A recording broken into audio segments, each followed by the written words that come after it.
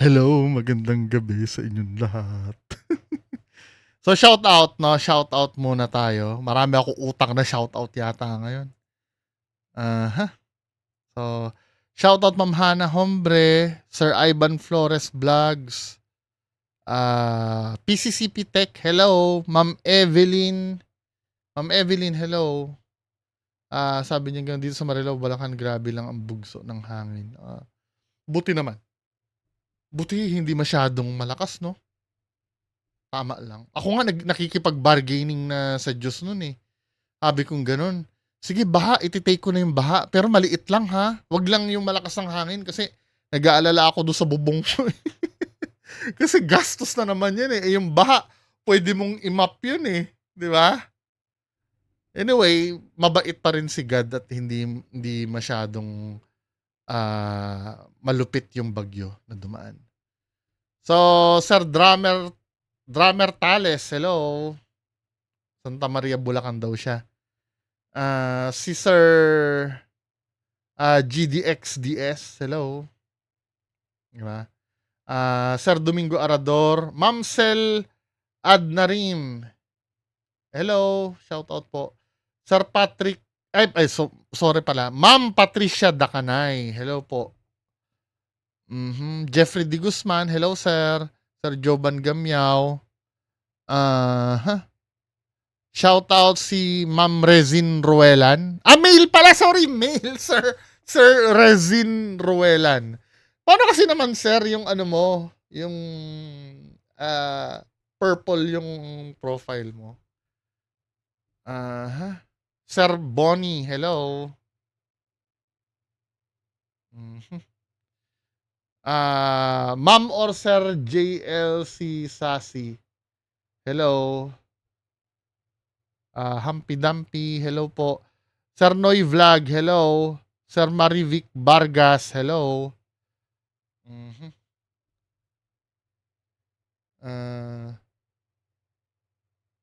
Starex Vlog, hello. Sir Mike P, Ma'am Sherilyn, Ma'am Sheila Kalunod Labs, hello po. Sir Norman Culaong.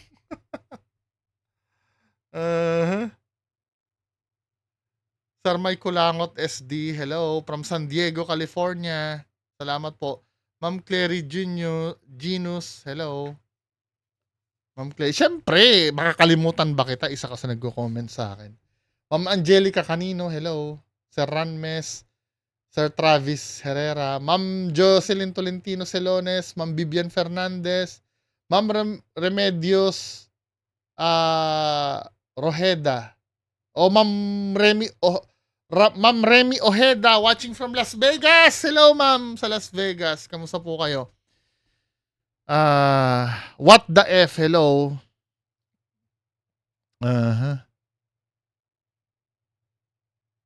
So, yun na lang ang mga Ay, salamat sa inyo ha. Salamat sa support. Now, unahin ko lang ito. Marami kasi nagre-request nito eh. 'Di ba? Break muna tayo kay Master Gala. Pucha, nung na-content ko si Master Gala, sunod-sunod Master Gala, pati yung kasama si Boy Tapang. Aawayin na ako ni Master Gala, walang hiya kayo. Pag may nag-request ulit kay Master Gala, isasabi ko talaga yung pangalan. Kasi mamaya aawayin ako ni Master Gala. Alam mong tropa kami ni Master Gala eh. Tapos kayo, sulsul kayo ng sulsul. So ito yung video. Ito ay sa Rated Corina, para medyo refreshing naman. Multo sa barangay hall daw. Marami nagsasabi, i-content ko naman daw si 88, si Wala naman eh. I mean, wala na siyang thrilling kasi repetitive na ako. Kasi napapansin ko din yung mga reaction video ko kila Kuya Red. Kahit sobrang daming video ko, iisa lang yung yung sinasabi ko eh. Maliban na lang ganito, pag may napanood kayo kay Donsky, Kuya Red, tsaka 88 na nagpakitang multo, aswang, talagang may ginawa sila na yung talagang may nagpakita, nyo sa akin, ibato nyo sa akin. Pero kung halimbawa yung katulad kay Donsky na nagmumotor lang, wala na ako i-react dun eh. Di ba? Nagmumotor-motor lang siya tapos critical area, ano. Anyway, so ano tayo? Panoorin natin tong video ng Rated Corina. Hindi na gumagaling-galing yung ubo ko, kinukulam yata ako. Public service sa umaga. Horror experience naman sa gabi. Yan daw ang karanasan ng ilang empleyado sa tanggapan ng Barangay Socorro. Hindi lang daw kasi silang mga buhay ang do'y nagseserbisyo. Pagtungtong daw kasi ng alas 6 ng gabi, ang mga pang-night shift nagsisimula ng magparamdam. Literal daw na may ghost employee sila roon dahil totoo ang... Nung ano, naalala niyo yung ano, yung City Hall, Barangay Hall na yung sa Cavite yun eh. Barangay Hall na merong nagfa-flag ceremony tapos binaril yung kapitan nung ex-barangay tanod ba yun? Basta somewhere in Cavite yun eh. Nag-inquire kami doon, ayaw nilang imbestigahan. Sabi na, hindi okay, ayaw. Multo sa Barangay Hall.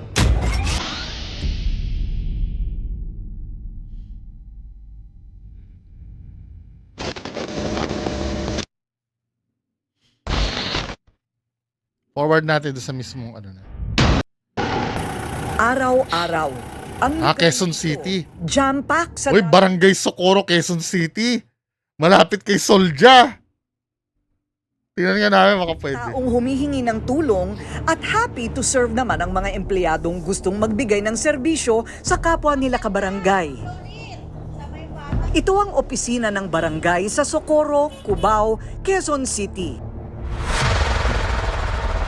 Pero bakit kapag uwian na at tapos na ang trabaho, may ilang nilalang pa ang di umano'y naiiwan sa kanilang tanggapan na parang gusto pang makipaglaro?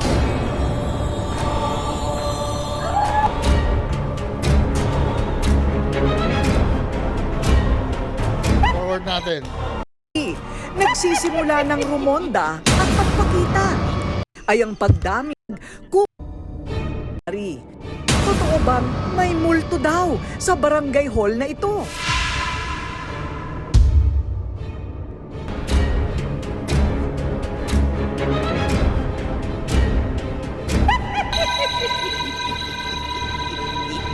Ang kababalaghan at kilabot hindi na raw bago sa mga empleyado dito. Parte na raw ng kanilang requirement sa trabaho ang huwag maging matatakutin. Pwede kasing sa isang iglap, kaharap na nila ang mga kaluluwang umuupo pa rin sa kanilang opisina. Pero kahit pa sanay na daw sila sa... Baka naman mamaya Rated Corina ha. Kasi yung simbahan na pinuntahan nyo, pinuntahan din namin eh. Galit na galit yung mga tao doon kasi ginawa yun ng kwentong kababalagan. Kakaibang eksena. May mga pagkakataon pa rin daw na sila ay napapahiya. Bibihira ang Pino-forward ko lang ha. simula ng pagpaparamdam Gusto ko yung ng testimonya. kanilang mga literal na Paulit-ulit yung ghost office mates.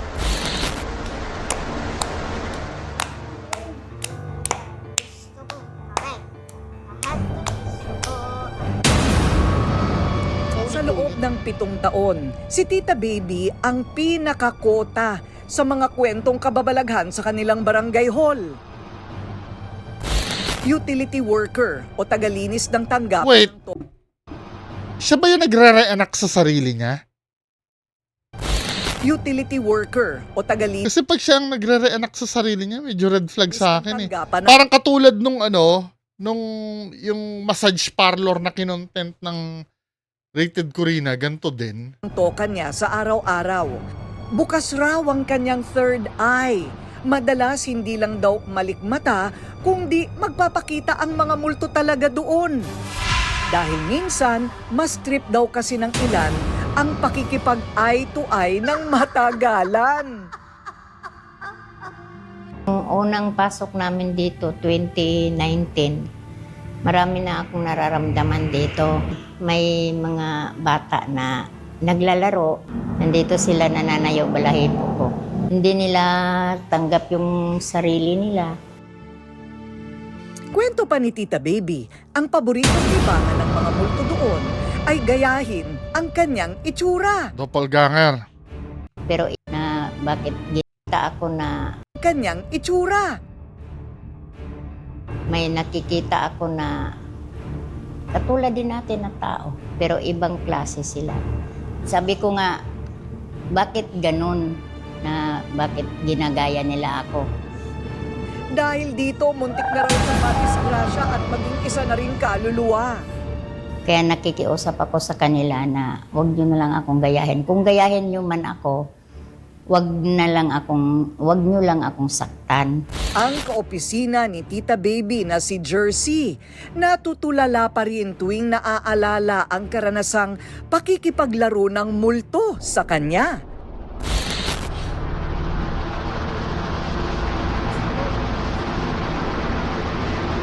Forward natin. Padaan-daan na Pagka kapag ka ang nagre-reenact yung mga ini-interview, hindi ako convinced eh. I don't know, no. Naalala ko kasi yung kinontent nila Simbahang Lubog kasama sila Jing Relano. Ganyan na ganyan din eh. Yung mga actors doon, yun din na ini-interview nila. Tulad yan. pakiramdam ko talaga na hindi lang tayo yung nandito. Makikita mo lang na dito nagmumula sa lugar na to yung mga padaan-daan na hindi Search mo ko nga ano ba name nito ni ate. Baka naman legit. Talaga na Jersey Maynito. hindi lang tayo yung nandito. Makikita mo lang na dito nagmumula sa lugar na to yung mga padaan-daan na hindi mo masabi kung espiritu ba sila o entity. Pero mabigat kasi sila sa pakiramdam. Aminadong may pagkabanidosa. Hindi mawawala ang salamin niya sa loob ng kanyang bag. Pero ang salamin daw na ito sa second floor ng Barangay Socorro ang pinakaiiwasan niyang titigan. Nakalaki yung Lalo profile na eh. pagpatak ng alas 6 ng gabi. Iniiwasan ko na matignan yung reflection ko dun sa salamin na nandito sa barangay ho namin. Kasi pakiramdam ko is may iba pa akong pwedeng makita sa kanya bukod dun sa reflection ng sarili ko. At may dala tong takot sa akin na para bang pwede akong mahikayat na may makita pang mas iba pa pang mga detalye na hindi kabilang dito sa mundo na meron. Masyado siyang detailed magsalita, no? Hindi! Pansinin niyo, the way siya magsalita. Ito din napansin ko sa Rated K eh. Kasi, di ba, minsan pagka real na witness yung, or halimbawa pahayag ng totoong nandun talaga. Ito, duda ko lang to ha. Wag niyong sasabihin na sinasabi ko na totoo yung sinasabi ko. Duda ko lang ito. Kasi the way siya magsalita, oh. Doon sa salamin na nandito sa barangay ho namin. Kasi pakiramdam ko is may iba pa akong pwedeng makita sa kanya bukod doon sa reflection ng sarili ko. Hindi ko nakikita ang authenticity dun sa the way siyang magsalita. Kasi pagka halimbawa totoong totoong witness yan or nandiyan yung pagiging awkward, mahiyain. 'Di ba? Pating katulad nung kay ate, yung sino ba yun? Ito. Pag nagsalita din ito. Bakit ganun na bakit ginagaya nila ako? Parang mga robot silang magsalita. Napansin ko yan, pati dun sa, the way magsalita yung mga masahista dun sa content din ng Rated Corina yun eh. Rated. Tapos sila din yung nagre-reenact nung eksena. Rated Corina. Massage. Tama ba? Massage. Haplos ng kilabot. Ito same na same din nung pattern. Pagka nagkikwento yung yung mga hindi siya genuine na katulad nito, tamo. Nung natapos na po, nagulat na lang po ako, ba't parang wala pong tao sa likod. Ngayon, iba na po yung nararamdaman ko po nun. Dahil kakaiba po yung Para silang robot magsalita, Tapos yung nagre-reenact pa, siya rin mismo. Yung artista na nagre-reenact, di ba sa KMJS, ibang artista yung nagre-reenact doon sa nagsasalita. Ito, ano eh. Pinansin dahil pagod na rin po ng katawan ko po. After po nun, nung natapos na po, nagulat na lang po. Oh, siya din yan, di ba? Wala pong tao sa likod. Ngayon, iba na po yung nararamdaman ko po nun. Dahil kakaiba po yung pakiramdam po, parang tumatayo po yung balahibo ko na hindi po maintindihan. Robot magsalita ang putya. Anyway, pagpatuloy na natin, doon tayo doon sa mismong, doon sa mismong mag-i-investigate. Ito, meron pa pala magsasalita. Hall ng Socorro. Tulad ni Tita Baby at Jersey, ibang engkwentro Ayan naman sila yung uma-acting sa, yung mga multo ang naranasan ni Aimee. Amy Dalas Marcos. daw siyang pagtripan ng mga pilyong espiritu roon. Umiit siya daw sa kanya ang kung ano-ano. Ang ipinagtataka pa niya, 2 beses daw siyang pinukol ng sobrang lakas. Pero wala naman daw siyang kasama ng mga oras na yun. Minsan may bumabato na malaking bato Imelda Encarnacion. Hanapin nga natin livelihood. galing sa taas, sa second floor. Which is, walang tao doon, puro, ano lang yung parang bodega. And then, may babato ng malakas. Kahit may mga kasama ako. May iba pang kwento si Aimee na nakakakilabot habang break time at nanonood siya ng TV. Ito, nakita ko na si Ma'am Aimee. TV, alas 7 ng gabi, kasi ako lang mag-isa na iwan doon. Umalis yung mga kasama ko, may emergency, so, nag-ambulance. So pagdating, may dumaan na sa screen, may dumaan na sa harap ng TV. May dumaan Gusto lalaki. kong makita yung profile niya kung ano siya eh. Ginagaya rin daw siya ng multo sa pangalawang palapag ng gusali. Ako naniniwala. Duwag ako pero hindi ako naniniwala sa multo. To be fair naman, Time na yun, ito legit naman na taga-barangay. Pero kung the way siya magsasalita, hindi siya monotone eh. Pangalawang Tingnan mo, palapag. dahil tumatawa pa nga siya, di ba? Pero yung mga ibang ini-interview, monotone eh. Tingnan mo. ako naniniwala. Duwag ako pero hindi ako naniniwala sa multo. Pero nung time na yun, duty ako 9 o'clock ata. Apat kaming nandun. Pag totoo yung ini-interview mo, nabubulol-bulol eh. So nung mag-iiblip pa lang ako, yuyuko ako sa table. Pag yuko ko sa table, Oh yeah, hindi ko sinasabing tama ako ha. Ano ko lang yung pagdududa ko lang yun ha. Kasi kung mapapanood nyo yung yung kay yun eh, kay Sleng eh. Sleng ba yung yung nag-guest sila sa Rated Corina? Sleng. Para maintindihan nyo kung saan ako nanggagaling. Sleng. Kay Sleng yata yun. Yun na sila sa Rated K. Rated Corina. Sleng. Mukhang binura na yata ni Sleng yun ah. Wait lang ha.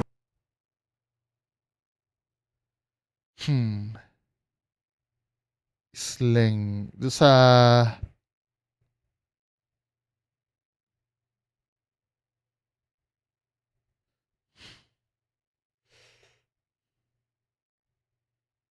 Ito, Sunken Church.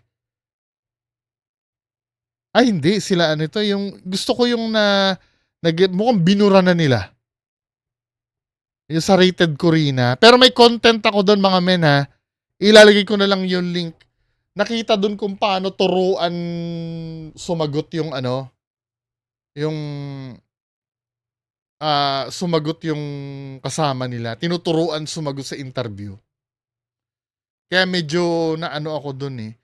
Dahil kung halimbawa, let's say, yung ini-interview nila hindi marunong sumagot, nasa technique yun ang sumasagot eh. Nang nagtatanong eh. Dapat yung nagtatanong yung pero word for word tinuturuan nila eh. Kung paano sumagot eh. sumabay sa akin na nakabarong. Ang mga makapanindig balahibong pakikipaglaro at pakikisalamuhan ng mga espiritu ng mga patay sa buhay ng mga empleyado sa barangay na ito ay may ilang dekada na rin pala ang nakakaraan. Ang itinuturong dahilan, mismong naging kasaysayan ng matandang gusali na itinayo pa noong 1961. Inabutan Tagal na, pa ito ng World War II. Ang sabi nila, kasi nga di ba nung araw, 1961, World War II? Di ba tapos ang World War II nun? panahon ng Hapon, ng gera. So marami raw, parang ganun, marami namatay. Tapos may part dito 1961? na naging burulan. Yun siguro, yun din yung nakita ata na Confirmation bias! nararamdaman. Pinaniniwalaan ng ilang residente na ang mga kaluluwang naiwan doon ay mga taong hindi tanggap ang kanilang naging kamatayan noon. May mga nagsasabi rin na dati raw kasing tapunan nito ng mga namatay sa gera. Mayroon ding anggulo na dahil sa barangay hall, ibinuburo lang ilang mga residenteng namatay dahilan para maiwan sa gusali ang kanilang mga kaluluwa. Para mas maliwanagan ng mga residente at empleyado sa umano'y haunted barangay hall, Angelus ba to? minabuti naming magsama ng paranormal expert para suriin ang lugar. Unang tapak pa lang ng paranormal expert, agad niyang naramdaman ng mga kaluluwa. Mga bilanggo daw sa gusali ang nagpaparamdam. Ever since pumasok ako dito, mabigat na. And then kanina, when I tend to profile the place, hanggang paakyat, mas bumibigat siya. Lalo dito, sa may malapit sa salamin. Up to the, di ko alam kung parang session hall or conference hall, medyo musty yung amoy niya, malansa.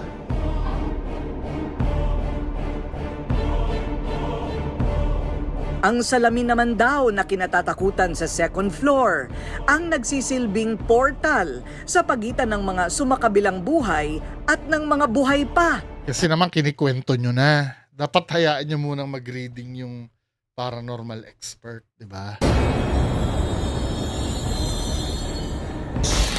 Thing right here, to. Portal na to eh. Portal na to. So if I use my dowsing rod, if I ask any energies here, energy. So, malakas yung activity rito. Gumagalaw yung mini kamay. Ito yung madalas kong obserbahan kay Sir Ed. 'Di ba? Naalala niyo yung pumunta kami Bit-Bit Bridge at nung nakaraan, tinitingnan ko talaga yung kamay niya kung gagalaw. Ito yung tinitingnan ko eh. Pero hindi ko mahuli yung kay Sir Ed eh. Pero ito kasi, kung titingnan mo, i-zoom mo, tamo ha, yung kamay niya pag umiikot, So, ginagalaw niya, gumaganon-ganon siya.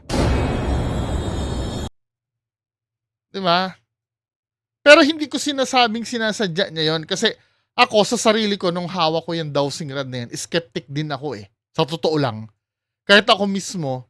Kasi napanood ko kasi sa YouTube, gumagana yung dowsing rod na yan due to personal bias mo. Kahit pa sabihin mong pinipigilan mo, no, pero may micro movement kang gagawin para umayon dun sa gusto mo. Pero hindi rin eh. Kasi nung nag-experiment kami niyan, nung nandun, let's say hindi ko alam kung nasan yung yung object.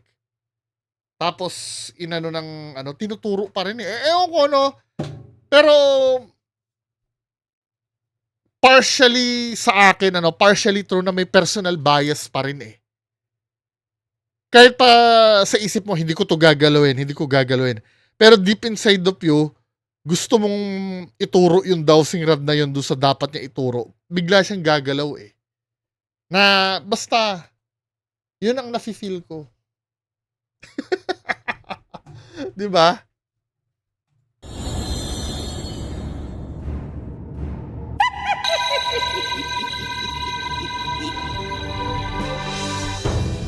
So yun na yun. Talaga para sa kapitan ng barangay at kanyang mga kasamahan, hindi matitinag ng mga pagpaparamdam at kababalaghan ang adhikain nilang tumulong at maglingkod sa kanilang kinasasakupan. Yun na yun. Parang, walang kwentang rated Corina. Wala man lang pagsusuri ng nasa skeptical side. Tsaka, Tsaka ito, napansin ko, nung sumama ako sa KMJS, napansin ko, ito yung observations ko eh. Actually, tinatamad ako i-edit yung ano, yung behind the scenes. Kasi marami akong footage noon, no. Parang ano kasi, napapansin ko lang ha, kapag kinakausap ko yung director, kasi kinausap ko yung director kung ano, meron na sila nakalatag na plano Tapos i-instruct na lang nila si Sir Ed kung saan siya dadaan. Pero yung freedom kung ano yung reading, kay Sir Ed yun. Yung freedom. Pero sila kasi, parang may nakalatag na silang plano kung anong gagawin. Na pag nagsasuggest ka, hindi mo ba kasi na mas valid kung ganito yung gagawin? Hindi ka pakikialaman. Ay, hindi ka pakikinggan. Talagang kung ano yung tinuro ng director, yun talagang gagawin. Hindi sila bukas sa na baka may makuha tayo dito. Hindi, basta ang naging plano noon, since hindi pwedeng pumasok sa loob, maglalagay ng camera sa butas, tapos titingnan ni Sir Ed by monitor. Yun ang plano. Na pag pumunta doon, ganun talagang gagawin. At lahat ng mga nandun, hindi enthusiastic doon sa ginagawa nila Parang mapapansin mo sa kanila na pagod yung isa, may hawak ng ilaw, yung isa naman ay ganyan. 'Di ba? Parang ang plano lang talaga nila mairaos. Ang tunay na passion doon, yung mga interesado sa gagawin, yun yung mag-e-edit na siguro.